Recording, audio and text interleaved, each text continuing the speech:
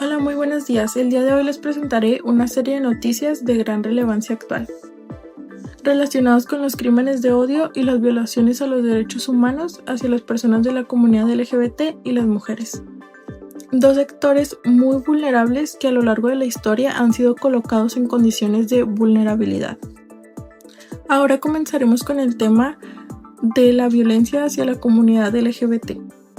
Un informe de la Corporación Caribe Afirmativo reveló que en el año 2022 se registraron 145 asesinatos de personas pertenecientes a esta comunidad en Colombia, únicamente por expresar su identidad o su orientación de género. Aunque el informe señala una ligera disminución respecto a años anteriores, las cifras continúan siendo alarmantes y la respuesta estatal sigue siendo deficiente. Desde el año 2007, esta corporación ha presentado un registro anual sobre violencia hacia personas LGBT.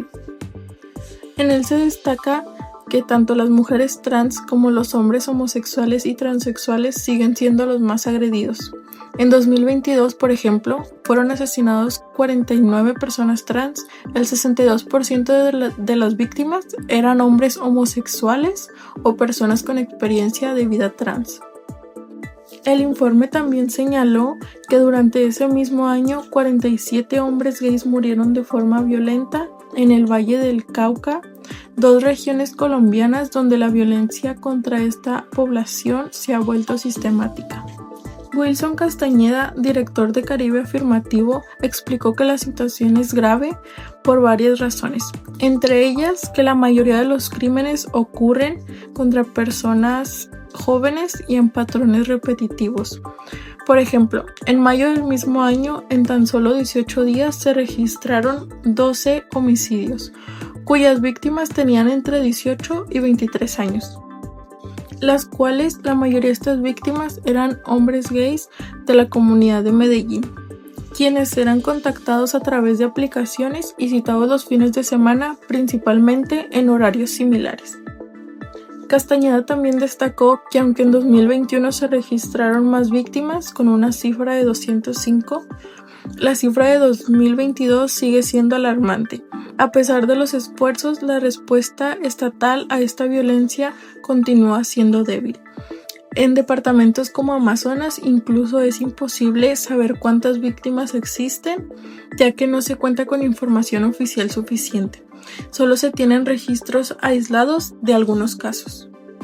Desde mi punto de vista, es indispensable que se respeten todas las identidades y orientaciones de género, y que las autoridades actúen con mayor firmeza para garantizar la seguridad y los derechos humanos de estas poblaciones. Lamentablemente, este tipo de violencia no solo ocurre en Colombia, sino también en otros países como lo es en México. En este contexto, es importante recordar el caso del magistrado Jesús Ociel Baena Saucedo, primer magistrada abiertamente no binaria del Tribunal Electoral de Aguascalientes, quien fue hallada sin vida el lunes 13 de noviembre del 2023. Su muerte generó una gran conmoción, ya que representaba un símbolo de avance y visibilidad para la comunidad LGBT en México. Las autoridades informaron sobre el hallazgo del cuerpo junto al de su pareja sentimental, en lo que fue considerado por muchos sectores como un crimen de odio. Ahora hablemos sobre un caso igual emblemático sobre violación de derechos humanos en el estado de Guerrero. El de Inés Fernández Ortega, mujer indígena que sufrió violaciones a sus derechos fundamentales, incluyendo integridad personal, dignidad, vida privada, garantías y protección judicial.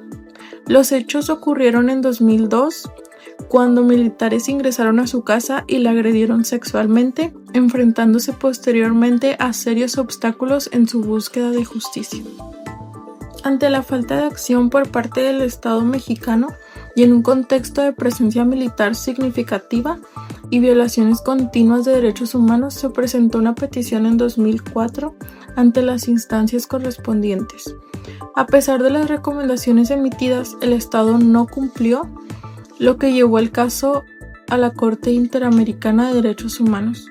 Finalmente, en agosto del 2010, la Corte IDH declaró la responsabilidad del Estado mexicano por las violaciones de los derechos de Inés Fernández Ortega.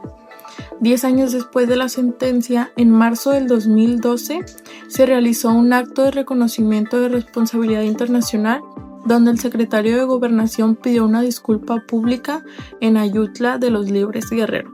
Sin embargo, persisten las opiniones sobre si esta disculpa fue suficiente para la reparación de los profundos daños psicológicos y físicos. Cambiando de tema para volver a hablar sobre la preocupante situación de las mujeres y la comunidad LGBT, nos referimos al caso que se identifica como Magistrade Baina Saucedo, quien fue víctima de un presunto crimen de odio. La Comisión Nacional de los Derechos Humanos acusó a las autoridades sobre un tratamiento poco adecuado de la investigación sobre la muerte de otra activista, Osiris Ballenas. La CNDH inició un oficio que señalaba el tratamiento poco adecuado de las autoridades por no tener resolución clara y exigió una investigación que no ignore la condición de género de las víctimas ni las amenazas previas.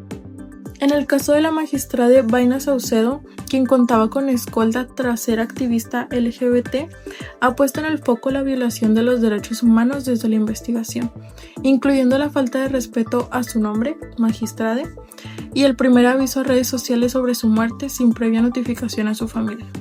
La pregunta que se plantea es, ¿qué ocurre con las investigaciones de crímenes que involucran la condición de género al ser parte de la comunidad o ser mujer?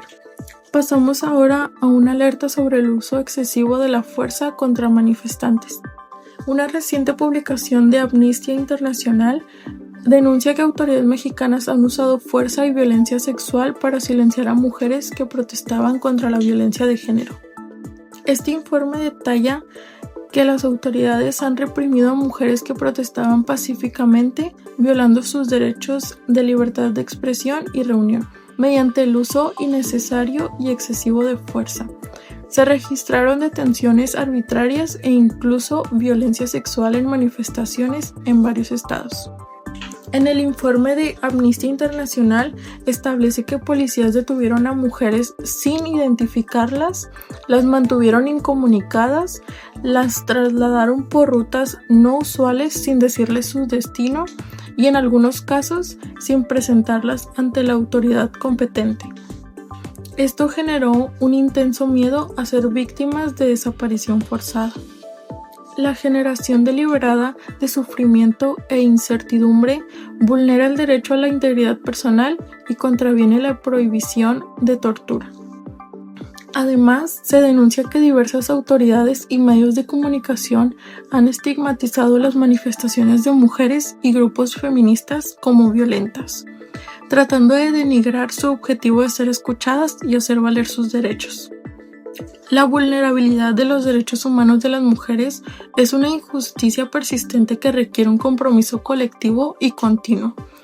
Es fundamental construir un mundo donde todas las mujeres y la comunidad LGBT puedan vivir con dignidad, seguridad y pleno respeto a sus derechos humanos. Hasta aquí nuestro informe especial. Gracias por acompañarnos.